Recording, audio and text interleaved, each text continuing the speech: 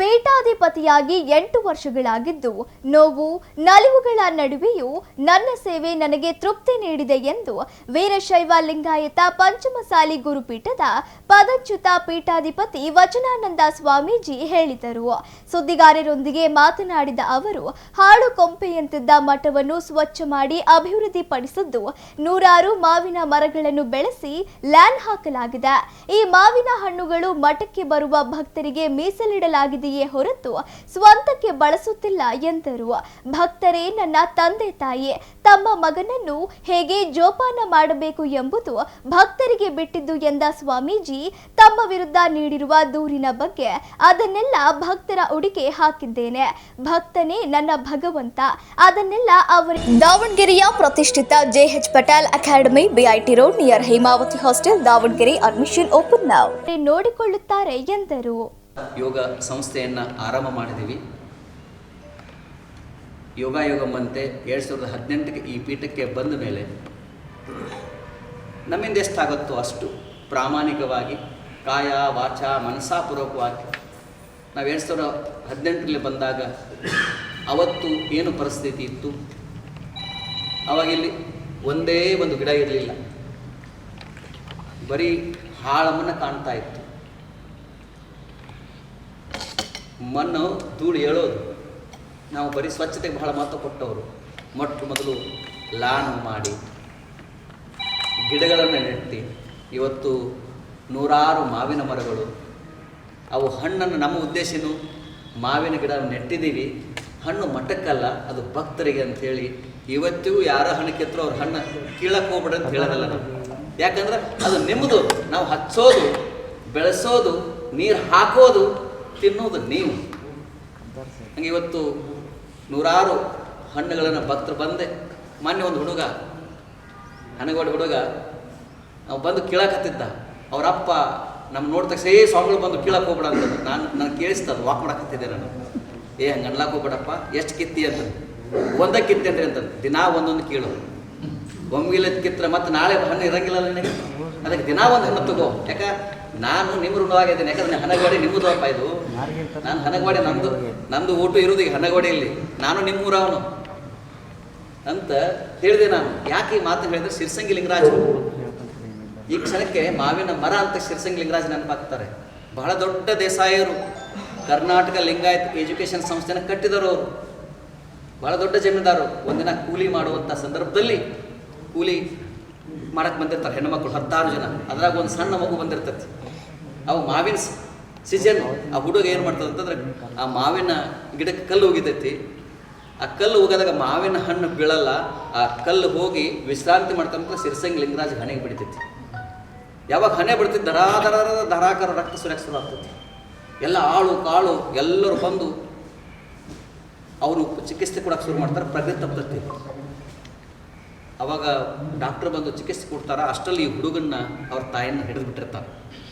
ಆ ಹುಡುಗ ಅವ್ರ ತಾಯಿ ಥರ ನಗಾಕತ್ತಾರೆ, ಎಲ್ಲಿನ ದೇಸಾಯ ನನಗೆ ಶಿಕ್ಷೆ ಕೊಡ್ತಾರೆ, ಮರಣ ದಂಡೆ ಕೊಡ್ತಾರೆ ಅಂತ. ಅವಾಗ ಆ ಹುಡುಗನ್ನ ತಾಯಿನ ಕರ್ಕೊಂಡು ಬರ್ತಾರೆ. ಅಲ್ಲಿ ಕಂಬಕ್ಕೆ ಕಟ್ಟಿರ್ತಾರೆ. ಅವಾಗೆಲ್ಲ ಕಂಬಕ್ಕೆ ಕಟ್ತಿದ್ರು ಶಿಕ್ಷೆ ಅಂತಂದು. ಅವಾಗ ಇವರ ದೇಸಾಯರ ಇದೇ ಹುಡುಗ ಅಂದಾಗ ಆ ಹುಡುಗನ ಕೇಳ್ತಾರೆ ದೇಸಾಯರು, ಯಾಕೆ ಕಲ್ಲು ಹೊಡೆದಪ್ಪ? ಇಲ್ಲರಪ್ಪ, ನಿಮಗೆ ಹೊಡಲಿಲ್ಲ, ನಾನು ಹಣ್ಣಿಗೆ ಹೊಡೆದಿದ್ದೆ, ಅದು ತಪ್ಪು ಬಂದದ, ನನಗೆ ಕ್ಷಮಿಸ್ರಪ್ಪ ಅಂತ ಹುಡುಗ ಕಣ್ಣಾಗ ನೀರು ತಂದು ಅವ್ರ ತಾಯಿ ಮಾತು ತಡಗಾಕತ್ತಿರ್ತಾಳೆ. ಆವಾಗ ಶಿರ್ಸಂಗಿ ಲಿಂಗರಾಜರು ಪಕ್ಕದಲ್ಲಿರುವಂಥ ಕುಲಕರ್ಣಿಗೆ ಹೇಳ್ತಾರೆ, ಕುಲಕರ್ಣಿ, ಈ ಹುಡುಗಿಗೆ ಈ ಯಾವ ಹೊಲದಲ್ಲಿ ಆ ಹುಡುಗ ಕಲ್ಲು ಹೋಗೋದಲ್ಲ, ಆ ಹೊಲ ಏನು 4 ಎಕರೆ ಇದಲ್ಲ, ಆ 4 ಎಕರೆ ಹುಡುಗನ ಹೆಸರು ಬರ್ರಿಸಪ್ಪ ಅಂತ ಹೇಳ್ತಾರೆ. ಒಂದು ಹಣ್ಣು ಸಲುವಾಗಿ ಹುಡುಗ ಕಲ್ಲು ಬಿದ್ದರೆ ಆ 4 ಎಕರೆ ಭೂಮಿಯನ್ನು ದಾನ ಮಾಡಿದವರು ಶಿರ್ಸಂಗಿ ಲಿಂಗರಾಜರು. ಅವರು ಲಿಂಗಾಯತ ಅನ್ನುವ ಶಬ್ದಕ್ಕೆ ಅನವರ್ಥನಾಮ ಅಂತದ್ದು. ಅದಕ್ಕೆ ಕರ್ನಾಟಕ ಲಿಂಗಾಯತ ಎಜುಕೇಷನ್ ಸಂಸ್ಥೆಯನ್ನು ಶುರು ಮಾಡಿ ಅರ್ಟಾಳ್ ರುದ್ರಗೌಡರು, ಸರ್ ಕಂಬಳಿ ಸಿದ್ದಪ್ಪ ಅವರು, ಹೀಗೆ 7 ಜನ ಸಪ್ತರ್ಷಿಗಳು ಸೇರಿ ಕೇಲಿ ಸಂಸ್ಥೆಯನ್ನು ಕಟ್ಟಿದರು. ಆ ಹಿನ್ನೆಲೆಯಲ್ಲಿ ನಮ್ಮ ಉದ್ದೇಶವೂ ಅಷ್ಟೇ, ಇಲ್ಲಿ ನೆಟ್ಟಿರುವಂಥ ಗಿಡಗಳೆಲ್ಲವೂ ಅನೇಕ ಜನ ವಿದೇಶಿಯರು, ಹುಡುಗರು ಇಲ್ಲಿ ಮಠದಲ್ಲಿ ಬಂದು ಅವರಿಗೊಂದು ನಾವು ಹೋಮ್ವರ್ಕ್ ಕೊಟ್ಟಿದ್ದೀವಿ. ಒಂದು ತಿಂಗಳು ಇಲ್ಲಿದ್ದರು. ಏನು ಹೋಮ್ವರ್ಕ್ ಅಂತಂದ್ರೆ, ಆ ಗಿಡ ನೆಡಬೇಕು, ಆ ಗಿಡ ನೆಟ್ಟು ದಿನ ಗಿಡದ ಕೆಳಗಡೆ ಕೂತ್ಕೊಂಡು 1 ಗಂಟೆ ಧ್ಯಾನ ಮಾಡಬೇಕು. ಕೈಯಲ್ಲಿ ರುದ್ರಾಕ್ಷಿ ಮಾಲೆ ಹಿಡ್ಕೊಂಡು ಜಪ ಮಾಡಬೇಕು. ಆ ಗಿಡ ಬೆಳೆದ್ರೆ ನೀವು ಬೆಳೆದಂಗೆ ಅದು ಆಂತರಿಕವಾಗಿ ಅದು ಬೆಳೀತದೆ, ನೀವು ಕೂಡ ಆಂತರಿಕ ಬೆಳೆ ಅಂತ ಹೇಳಿ ಹಿಂಗೆ 100 ಜನ ಹುಡುಗರು ಗಿಡದ ಕೆಳಗೆ ಕೂತ್ಕೊಂಡು ಜಪ ಮಾಡಿ ತಪ ಮಾಡಿ ಇಲ್ಲಿ ಹಚ್ಚಿರುವಂಥ ತೆಂಗಿನ ಮರ ಇರಲಿ, ಆಯುರ್ವೇದ ಸಸ್ಯಗಳಿರಲಿ, ಎಲ್ಲವೂ ಭಕ್ತರು, ವಿದ್ಯಾರ್ಥಿಗಳು, ವಿದೇಶಿ ವಿದ್ಯಾರ್ಥಿಗಳು ಹಚ್ಚಿದ್ದು ಇವತ್ತು ಭಾಳ ಅದ್ಭುತವಾಗಿ ಗಿಡಗಳು ಬೆಳೆದಿದ್ದಾವೆ. ಅದರ ಜೊತೆಗೆ ನಾವು ಬೆಳೆದಿದ್ದೇವೆ, ಒಂದು ಆಧ್ಯಾತ್ಮಿಕ ಬೆಳೆದಿದ್ದೇವೆ. ನಾವು ಹುಟ್ಟಿದ್ದು ಕೃಷ್ಣೆಯ ತಟದಲ್ಲಿ, ನಮ್ಮ ಯೋಗ ಸಾಧನೆ ಆಗಿದ್ದು ಗಂಗೆಯ ತಟದಲ್ಲಿ. ಆದರೆ ನಮಗೆಂದೂ ಕೂಡ ಕನಸು ಮನಸ್ಸಲ್ಲಿ ನಾನು ತುಂಗೆಯ ತಟ್ಟೆಯಲ್ಲಿ ತುಂಗಭದ್ರೆ ತಟಕ್ಕೆ ಬರ್ತೀನಿ ಅಂತ ನನಗೆಂದೂ ಕೂಡ ಯೋಚನೆ ಇರಲಿಲ್ಲ. ಅದೆಲ್ಲವೂ ಹರನಿಚ್ಛೆ. ಬಾರದು ಬಪ್ಪದು, ಬಪ್ಪದು ತಪ್ಪದು ಅನ್ನುವ ಹಾಗೆ ಈ ಮಠದ ಮೊದಲು ಏನಾಗ್ತಾ ಇತ್ತು ಅಂತಂದರೆ, ಮೊದಲೆಲ್ಲ ಘೋಷಣೆಗಳಾಗ್ತಾ ಇತ್ತು. 2008ನೇ ಇಸ್ವಿಯಲ್ಲಿ ಪೀಠ ಮಾಡುವಾಗ ನಾವು 2008 ಮಕ್ಕಳನ್ನು ದತ್ತು ತೋತೇವೆ, ಹಾಗೆ ಮಾಡ್ತೇವೆ, ಹೀಗೆ ಮಾಡ್ತೇವೆ ಅಂತ ಹೇಳ್ತಾ ಇದ್ರು. ನಾವು ಬಂದ ಮೇಲೆ ಘೋಷಣೆ ಮಾಡಲಿಲ್ಲ. ಆಡದೆ ಮಾಡುವುದು ರೂಢಿಗುತ್ತಮ ಅಂಥೇಳಿ ನಾವು ಏನು ಮಾಡಿದ್ವಿ ಅಂತಂದರೆ, ಫಸ್ಟು ಮಠವನ್ನು ಆಂತರಿಕವಾಗಿ ಬಳಸಲಿಕ್ಕೆ ಪ್ರಯತ್ನ ಮಾಡ್ತೀವಿ. ಆಂತರಿಕ ಅಂದರೆ ಒಂದು ಮಠ 900 ವರ್ಷಗಳ ಇತಿಹಾಸ ಇರುವಂಥ ಮಠಗಳು ಹೆಂಗಿದಾವೆ ಆ ವ್ಯವಸ್ಥೆ ನಮ್ಮೊಳಗಿರಬೇಕು, ಮಠದಲ್ಲಿ ಇರಬೇಕಂತಂದರೆ ಇಲ್ಲಿ ಬಂದಂಥ ಭಕ್ತರಿಗೆ ಒಳ್ಳೆಯ ಕೋಣೆಗಳಿರಬೇಕು, ಅವ್ರು ಪೂಜೆ ಮಾಡಲಿಕ್ಕೆ ಪೂಜಾ ರೂಮ್ ಇರಬೇಕು, ಗದ್ದಿಗೆ ಇರಬೇಕು. ಅವುಗಳನ್ನ ತುಂಬ ಚೆನ್ನಾಗಿ, ಯಾಕಂದರೆ ನಾವು ದೇಶ ವಿದೇಶದಲ್ಲಿ ಒಂಥರ ಕ್ವಾಲಿಟೇಟಿವ್ ಮತ್ತು ಒಂದು ಇಂಟರ್ನ್ಯಾಷನಲ್ ಸ್ಟ್ಯಾಂಡರ್ಡ್ ಇರಬೇಕು ಅಂಥೇಳಿ ಇವೆಲ್ಲವನ್ನು ಇಂಟೀರಿಯರ್ ಎಲ್ಲ ಡಿಸೈನನ್ನು ಮಾಡಿಸಿ ಇಲ್ಲಿ ಬಂದವರಿಗೆ ಪ್ರಸಾದ ವ್ಯವಸ್ಥೆ ಆಗಬೇಕು. ಅಂದರೆ 123 ವರ್ಷದ ಒಬ್ಬ ಹಿಮಾಲಯದ ಒಬ್ಬ ಯೋಗಿ ಸ್ವಾಮಿ ಶಿವಾನಂದ ಬಾಬಾ ಅವರು ಬಂದು ದಾಸೋಹಕ್ಕೆ ಚಾಲನೆ ಕೊಟ್ಟರು. ಅವತ್ತು ಸಿದ್ಧಗಂಗೆಗೆ ಚಿಕ್ಕ ತೊಟ್ಲಕೆರೆ ಸ್ವಾಮಿಗಳು ಅವರ ದಾಸೋಹಕ್ಕೆ ಚಾಲನೆ ಕೊಟ್ಟವರು, ಒಲೆಗೆ ಬೆಂಕಿ ಹಚ್ಚಿದವರು. ಹಾಗೆ ಈ ನಮ್ಮ ಮಠಕ್ಕೆ ಸ್ವಾಮಿ ಶಿವಾನಂದ ಬಾಬಾ ಅಂಥೇಳಿ ಅವರು 128 ವರ್ಷ ಬದುಕಿದ್ರು. ಇತ್ತೀಚಲಾಗಿ ಅವರು ಕಾಶಿಯಲ್ಲಿ ಪ್ರಾಣವನ್ನು ಬಿಟ್ಟರು. ಪೇಜಾವರ ಮಹಾಸ್ವಾಮಿಗಳು, ಸಿದ್ದೇಶ್ವರಪ್ಪಗಳು, ಹರಜಾತ್ರೆಯ ಕಲ್ಪನೆಯನ್ನು ನನಗೆ ಮೊಟ್ಟ ಮೊದಲು ಕೊಟ್ಟವರು ಸಿದ್ದೇಶ್ವರಪ್ಪಗಳು. ಯಾಕಂತಂದರೆ ನಾವು ಪೀಠಕ್ಕಾದ ಮೇಲೆ ಅಪ್ಪಗಳು ನನ್ನ ಕರೆಸಿದ್ರು, ಏನು ಮಾಡಕತ್ತಾರೆ ಮತ್ತು ಹಿಂಗೆ ಸಂಘಟನೆ ಮಾಡಬೇಕು, ಅದಕ್ಕೆ ನೀವು ಗ್ರಾಮ ದರ್ಶನವನ್ನು ಮಾಡಿರಿ, ಹಳ್ಳಿ ಹಳ್ಳಿ ಜನಗಳ ಹತ್ರ ಹೋಗಿ ಅಂತ ಹೇಳಿದಾಗ ಆಯ್ತರಪ್ಪ ಅಂಥೇಳಿ ನಾವು ಅವ್ರು ಹೇಳಿದಾಗೇ ಹಳ್ಳಿಗಳಲ್ಲಿ ಪ್ರವಾಸ ಮಾಡ್ತಾಯಿದ್ವಿ. ಗ್ರಾಮ ದರ್ಶನ ಹರಪನಹಳ್ಳಿ, ರಾಣೆಬೆನ್ನೂರು ಮಾಡಿದ ತಕ್ಷಣ ಎಲ್ಲ ರಿಪೋರ್ಟ್ ಕೊಡ್ತಾಯಿದ್ದೆ. ಮತ್ತು ಪಂಚಮಸಾಲಿ ಜನಾಂಗ, ಕೃಷಿ ಸಮುದಾಯದ ಜನಾಂಗ, ಈ ಜನಾಂಗ ವರ್ಷಕ್ಕೊಂದು ಸಲ ಗೆಟ್ ಟುಗೆದರ್ ಆಗಬೇಕು. ಅದಕ್ಕೆ ಒಂದು ದಿನ ನೀವು ಆಯ್ಕೆ ಮಾಡಿ ಅಂದಾಗ ಯಾವ ಡೇಟು ಅಂದಾಗ ಕೊನೆಗೆ ಅವರೇ ಎಲ್ಲ ಯೋಚನೆ ಮಾಡಿ ಸಂಕ್ರಾಂತಿಯನ್ನು ಮಾಡಿರಿ ಚೆನ್ನಾಗಿರ್ತದೆ, ಆ ಭಾಗದಲ್ಲಿ ಯಾವ ಹಬ್ಬಗಳಿರಲ್ಲ, ಅವರೇ ಇದು ಮಾಡಿದ್ರು. ಏನು ಹೆಸರಿಡಬೇಕು ಅಂತೆಲ್ಲ ಕೇಳಿ ನಮ್ಮದು ಲೋಗೋ ಹರ ಇದೆ ರೀ ಹೀಗೆಲ್ಲ ಹೇಳಿದ ತಕ್ಷಣ ಅದು ಹರ ಜಾತ್ರಾ ಅಂತ ಇಡ್ರಿ ಅಂತಂದು ಅಪ್ಪಗಳು. ಅದಾದಮೇಲೆ ನಾವು ಜಾತ್ರೆ ಜನವರಿ 14-15 ಫಿಕ್ಸ್ ಆಯಿತು. ಅದಾದ್ಮೇಲೆ ಹಳ್ಳಿಗಳಲ್ಲಿ ತಿರುಗಾಡಕತ್ತಿದ್ವಿ ನಾವು. ಒಂದಿನ ಈ ಹರಪನಹಳ್ಳಿ ಹಳ್ಳಿಗೆ ಅಲ್ಲಿ ಹೋಗಿ ವಾಪಸ್ಸು ಮಠಕ್ಕೆ 9 ಗಂಟೆಗೆ ಬಂದಿವಿ. ಅವ್ರಿಗೆ ಅಪ್ಪಗಳಿಗೆ ಫೋನ್ ಮಾಡಿದ್ವಿ. ಹರ್ಷಾನಂದ ಸ್ವಾಮಿಗಳು ಅಂತ ಅವ್ರ ಸೇವಕರಿದ್ದರು.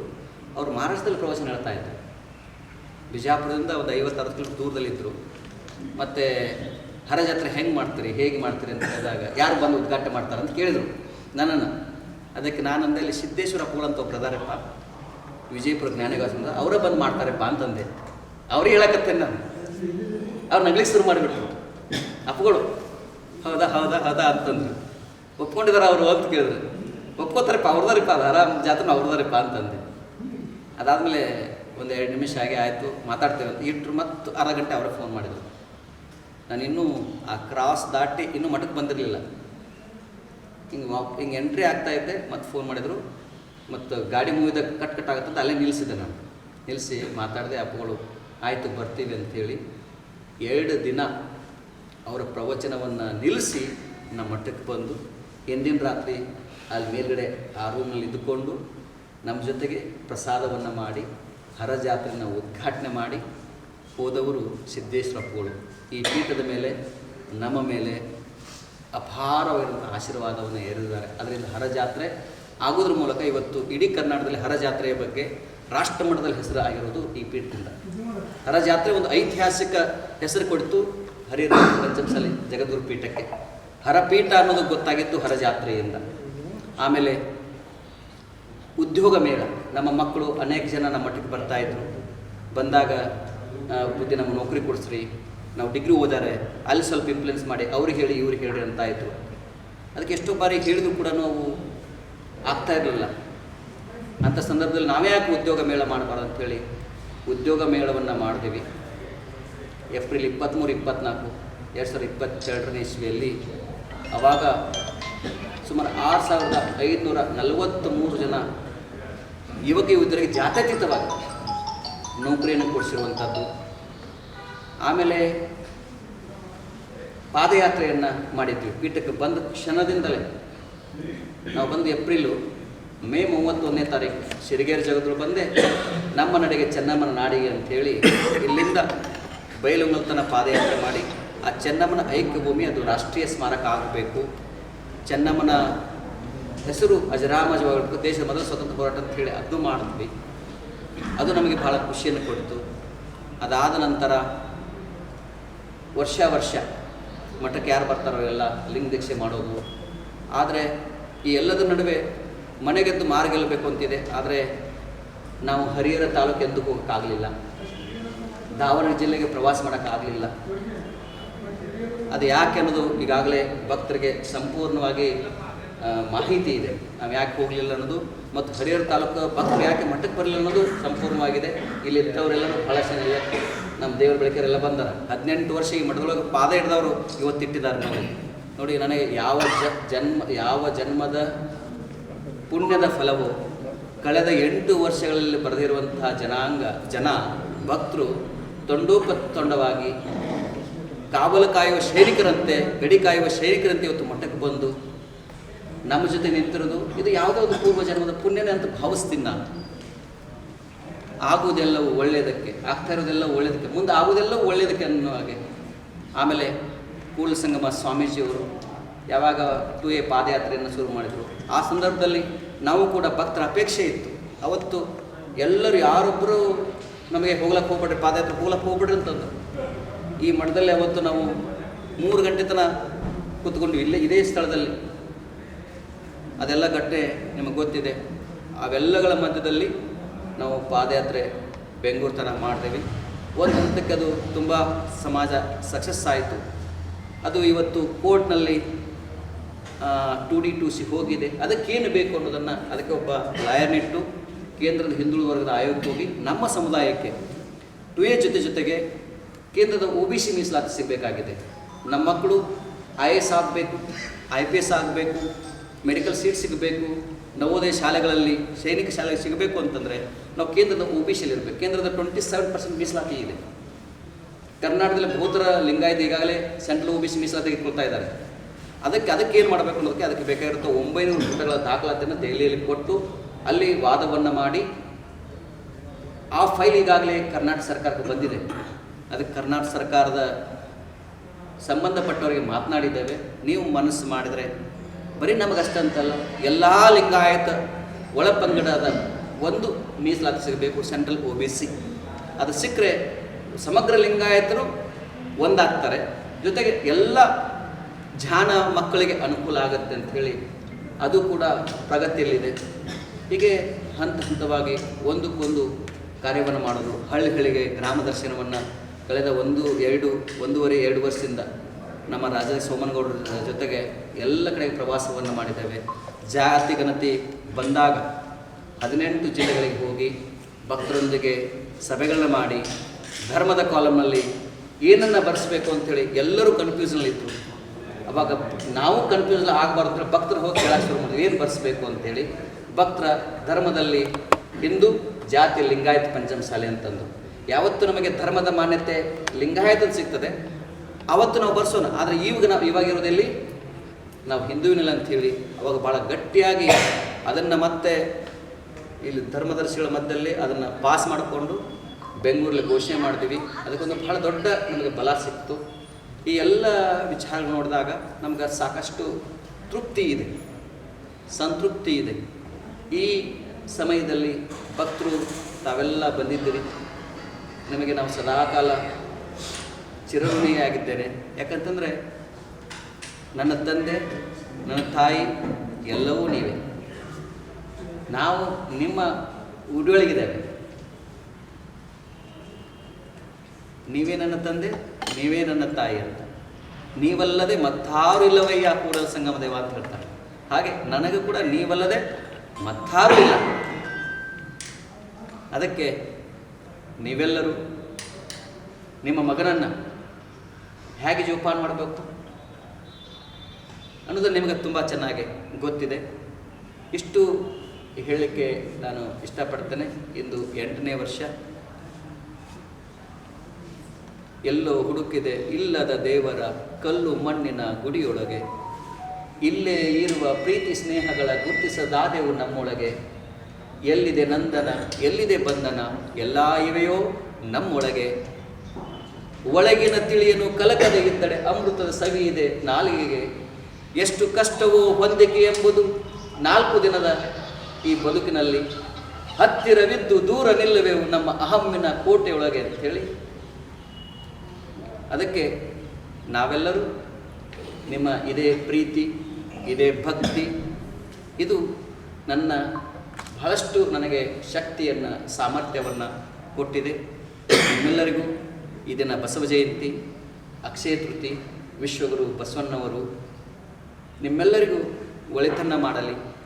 ಇವ ನಮ್ಮವ, ಇವ ನಮ್ಮವ, ಇವ ನಮ್ಮವನೆಂದೆನಿಸೆ ಅನ್ನೋಂಥ ಬಸವಣ್ಣನ ಸಂದೇಶವನ್ನು ನಾವೆಲ್ಲರೂ ಅದನ್ನು ಉಚ್ಛ್ವಾಸ ನಿಶ್ವಾಸ ಮಾಡೋ ಅಂತ ಹೇಳ್ತಾ ನಮ್ಮ ಮಾತು ವಿರಾಮ ಕೊಡ್ತೇವೆ. ಎಲ್ಲರಿಗೂ ಶರಣಾರ್ಥಿ.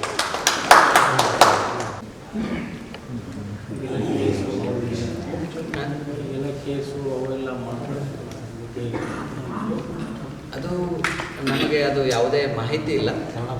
ಆ ಮಾಹಿತಿ ಎಲ್ಲವೂ ಭಕ್ತರಿಗೆ ಬಿಟ್ಟಿದ್ದೇನೆ. ನಾನು ಭಕ್ತರ ಉಡಿಯಲಿದ್ದೆ. ಭಕ್ತ ದೇಹಿಕ ದೇಹಿ, ಭಕ್ತನೇ ನನ್ನ ಭಗವಂತ. ಸೊ ಹಾಗಾಗಿ ಅದಕ್ಕೆ ನಮ್ಮ ಭಕ್ತರಿದ್ದಾರೆ, ಅವರು ನೋಡ್ಕೊಳ್ತಾ ಇಲ್ಲ. ಓಕೆ